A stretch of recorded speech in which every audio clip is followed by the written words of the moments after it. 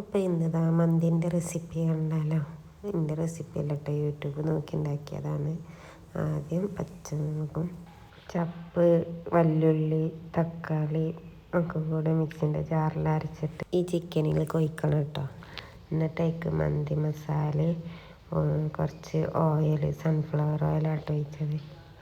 Sunflower ഓയിലും കുരുമുളകും പിന്നെ ഒരു മാഗി ക്യൂബും പിന്നെ കുറച്ച് ക്യാപ്സിക്കും കുറച്ച് ചപ്പിടണം കേട്ടോ.